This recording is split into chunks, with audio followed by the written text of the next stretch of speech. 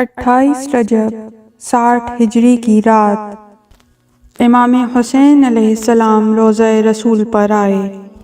قبر رسول کو گلے لگا کر پہلے نانا کی امت کا شکوہ کیا، پھر عرض کیا، اے اللہ تجھے معلوم ہے حالات میرے بابا اور بھائی کے وقت سے کتنے بدل چکے ہیں۔ اب ضرورت ہے کہ میری ماں، میرے بابا اور میرے بھائی کے در پردہ قاتلوں سے پردہ اٹھایا جائے، اس خوابیدہ امت محمد کی آنکھیں کھولی جائیں، انہیں خواب غفلت سے بیدار کیا جائے۔ تو بہتر جانتا ہے کہ اگر اب یہ کام نہ ہوا تو پھر قیامت تک کبھی نہ ہو سکے گا۔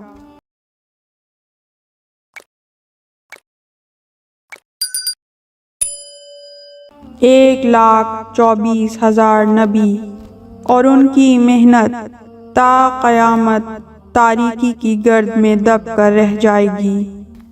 اس وقت امر بالمعروف اور نہی عن المنکر کے علاوہ تیری توحید اور میرے نانا کی تجدید تبلیغ کی جتنی ضرورت ہے اس سے تو آگاہ ہے۔ اگر یہ کام میرے حصے میں ہے تو مجھے تو ہی صراحت سے بتا تاکہ میں اسے انجام دینے کی فکر کروں۔ تو ہی عالم الغیوب ہے۔ آپ نے تمام رات قبر رسول کو گلے لگا کر گزاری۔ طلوع صبح کے قریب اسی حالت میں آپ کی آنکھ لگ گئی۔ امام حسین علیہ السلام نے عالم خواب میں دیکھا کہ نبی کونین قبر سے باہر تشریف لائے۔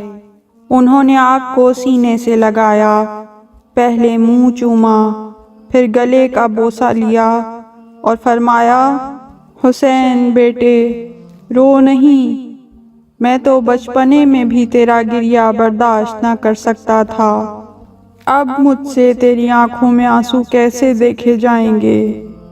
میرے پیارے، تیرے لیے اللہ نے جنت میں جس جگہ کا انتخاب کیا ہے وہ تیری ہی ملکیت ہے، خواہ تو اب آ جائے یا شہید ہو کر آئے۔ لیکن بیٹے جیسا کہ تجھے معلوم ہے میری 23 برس کی محبت، تیرے بابا کی 25 برس کی کوشش اور تیرے بھائی کی 10 برس کی تبلیغ اسی وقت کامیاب ہوگی جب تو اس سوتی ہوئی میری غافل امت کو جگائے گا۔ حسین بیٹے، زمین کربلا خاک شفا بننے کی خاطر تیری منتظر ہے۔ میں دیکھ رہا ہوں تو کربلا میں پانی مانگ رہا ہے، تیرے بچے پیاس سے بلک رہے ہیں، لیکن جواب میں میری امت تجھے تیر اور تلواریں پیش کر رہی ہے۔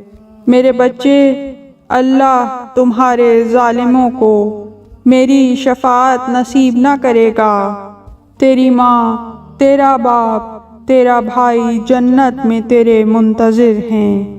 آپ بیدار ہوئے، انا للہ و انا الیہ راجعون پڑھا، نماز صبح سے فارغ ہوئے، گھر تشریف لائے، تمام بنی ہاشم کو جمع کیا اور انہیں خواب سنایا۔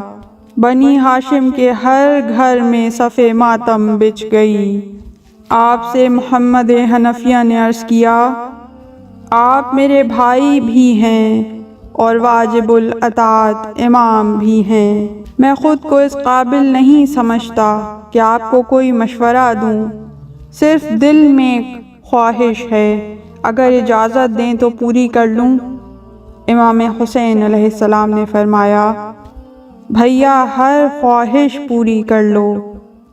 جناب محمد نے عرض کیا، آپ ایسا کریں، پہلے مکے تشریف لے جائیں، اللہ کا گھر ہے، آپ ہر قسم کے ہر خطرے سے باہر رہیں گے۔ اگر خدا نخواستہ وہاں کوئی خطرہ پیش آ جائے تو آپ یمن چلے جائیں، وہاں محبان اہل بیت کی کمی نہیں ہے۔ اگر یمن میں بھی امن نہ رہے تو آپ صحراؤں میں چلے جائیں۔ امام حسین علیہ السلام نے فرمایا، بھیا آپ بیمار ہیں، آپ تو یہیں مدینے میں قیام فرمائیں۔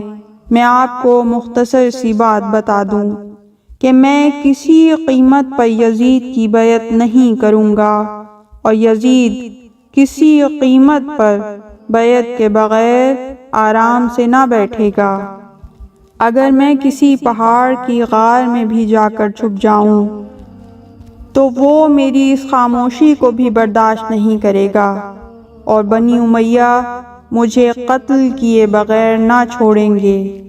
اب وقت ہے کہ میں اپنی قربانی دے کر توحید و رسالت کے علاوہ نانا، ماں، بابا اور بھائی کے قاتلوں کو بے نقاب کروں۔ فی الحال تو میں مکے ہی جا رہا ہوں، پھر دیکھیں گے کہ حالات کیا رخ اختیار کرتے ہیں۔ اس کے بعد امام حسین نے قلم، دوات اور کاغذ منگوا کر وصیت لکھی، محمد حنفیہ کے سپرد کی۔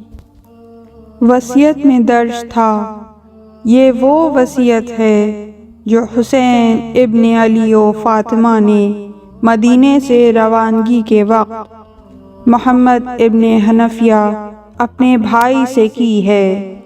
میں توحید کی گواہی دیتا ہوں، میں گواہی دیتا ہوں، میں گواہی دیتا ہوں کہ اس کے سوا کوئی معبود نہیں، اور محمد اللہ کے رسول اور خاتم الانبیاء ہیں۔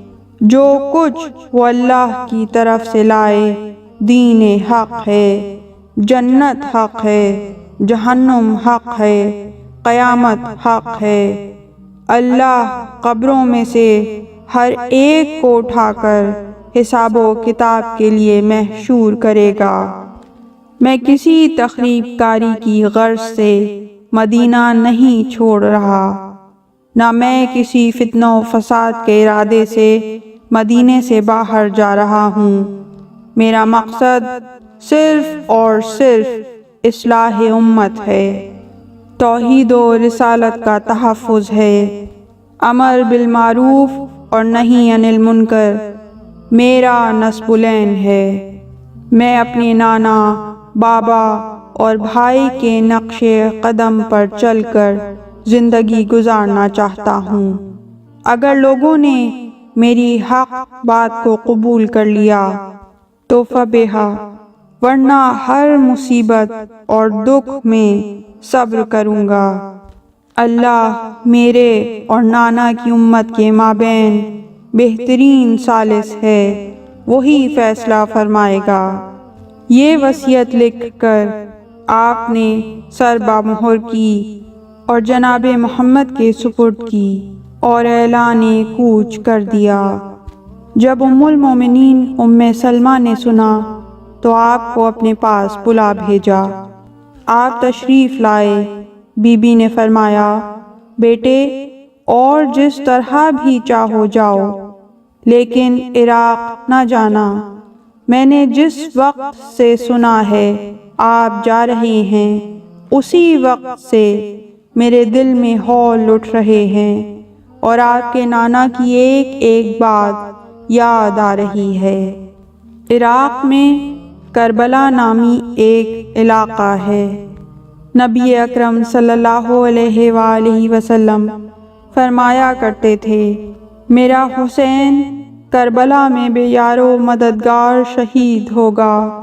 امام حسین علیہ السلام نے فرمایا، نانی جان، میں اس مقام کو بھی جانتا ہوں جہاں مجھے دفن ہونا ہے۔ میں ان افراد کے نام بھی جانتا ہوں جو میرے ساتھ شہید ہوں گے۔ میں اپنے قاتل اور اس کے نام کو بھی جانتا ہوں۔ اگر آپ چاہیں تو میں آپ کو اپنا مدفن اور اپنی مقتل دکھا دوں۔ آپ نے اشارے انگشت کیا۔ زمین کربلا بلند ہو گئی، درمیانی فاصلہ سمٹ گیا اب آپ نے انگلی کے اشارے سے ایک ایک جگہ بتانا شروع کی۔ ہمارے یہاں خیام ہوں گے، یہاں عباس کا ایک بازو قلم ہوگا، یہاں دوسرا بازو قلم ہوگا، یہاں شبیہ پیمبر زین سے زمین پر آئے گا۔ پھر آپ نے مٹھی میں خاک کربلا اٹھائی اور جناب ام المومنین ام سلمہ کو دے کر عرض کیا، اسے اس خاک کے ساتھ ملا دیں جو نانا نے آپ کو دی تھی۔ جس دن یہ مٹی خون بن جائے سمجھ جائیے گا آپ کا حسین شہید ہو گیا ہے۔ رات ہو چکی تھی۔ امام حسین علیہ السلام دوبارہ روضہ رسول پر آئے، کافی دیر تک قبر رسول کو گلے لگا کر الوداع کرتے رہے، پھر مزار زہرا پر آئے، آخر میں روضہ امام حسن پر آئے، ہر ایک سے الوداع کہا۔ ادھر ثانی زہرا نے بھی ہاشمی مستورات کے حلقے میں ایک ایک مزار سے الوداع کہا، اور رات کی تاریکی میں مدینے کو الوداع کہہ کر عازم مکہ ہوئے۔ پورے مدینے میں کوہرام ماتم بپا ہوا۔